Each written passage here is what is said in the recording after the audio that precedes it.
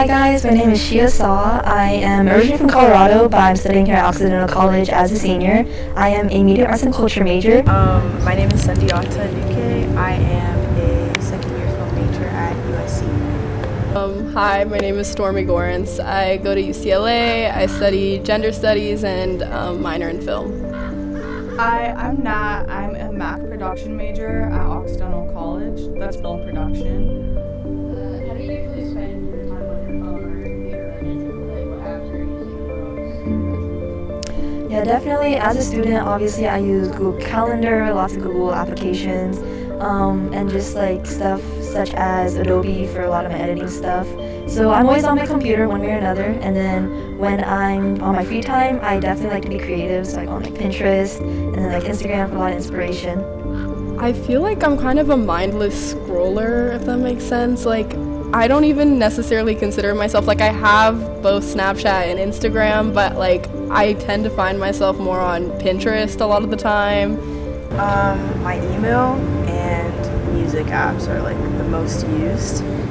I do doom scroll a little bit, like on TikTok and Instagram, but I've been trying to get a hold of that recently, so not as much as usual. Instagram's been more of a, I guess, like a thing that like I check when I'm bored or something like that. But honestly, yeah, sometimes it makes me a little anxious to be on social media, so. Remember your first memory of being online or using a device? How old were you when you started using social media? I was pretty young when I first started using social media. My mom let me have it, I think, a little too young because I was begging for it. So I was probably like 11 or so. And I remember like the first app I got was like TikTok, but at the time it was Musical.ly. So I just remember seeing a bunch of people like dancing online, and like it was a lot, I remember. But like I really wanted it because like my sister had it, and like I don't know, I wanted to be cool because it was like a cool app. So I definitely would say like having Musical.ly when I was like pretty young was like my first memory. When I started using social media, I was in 7th grade, and it was just like sort of like a thing. My parents kept me from going and like making accounts or anything on Instagram, Snapchat, anything, and I sort of watched my peers use it before. So when I joined it, I was super excited. And yeah, I just was like cool with it, I guess.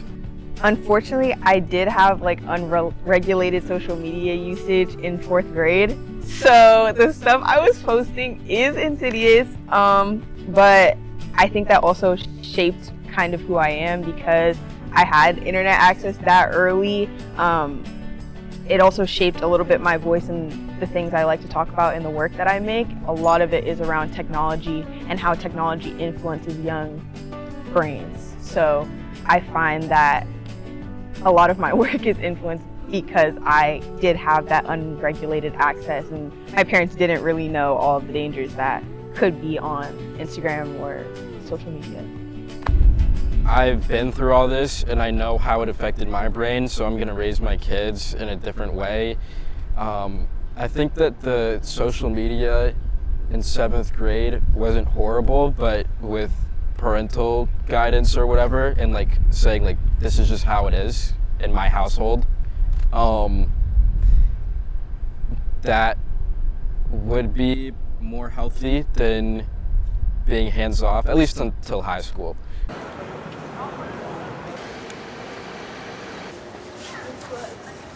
Do you ever feel like your phone reflects your mood?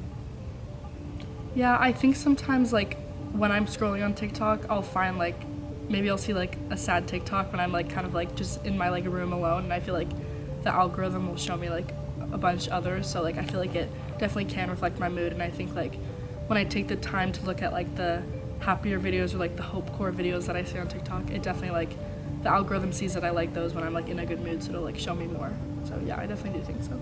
The more I'm away from it, like it gets way more random, but when I am more on my phone, like yeah, it definitely does reflect my mood. Like I think I watch a lot of like more comedic stuff, I think, or just like a lot of brain rot TikTok or like Instagram and memes and stuff, so I would say yeah, it does reflect my mood.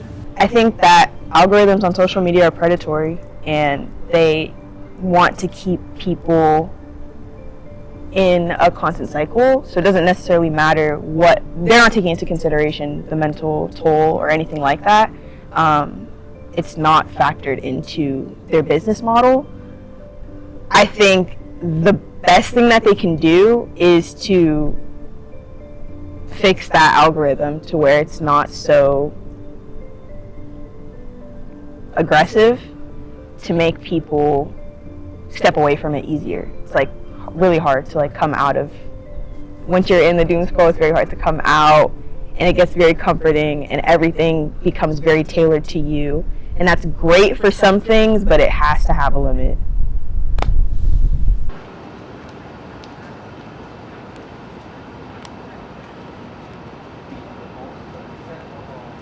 What does like emotional balance look like for you? Like if that was in your life, like what would that consist of? Well, to me, regulation is just being able to like get through everyday life and do all the things that I need to do and not like have things stress me out really bad or like cause extreme mood swings. Like I've always struggled really bad with like horrible mood swings, so it'll be something like really minor that happens and I will just like freak out. And I'm not talking like anxiety freak out, I mean like anger, like I've like broken things in my house and like thrown stuff across the room and things like that in like really bad mood swings. So just like staying calm through things rather than freaking out over little things, because I tend to let the little things like get to me. Things like get to me. Or in the past I have, maybe not so much anymore. I think that emotional regulation has been a thing throughout all history, and people needed to learn that in order to not hurt people around them. Whereas now, with the internet and social media, it's more of a form of self-harm. You have people looking at like, I would say like body positivity stuff. Like you have all these people who are warping and distorting their own image, or even like their personalities, for instance, and not really being true to themselves.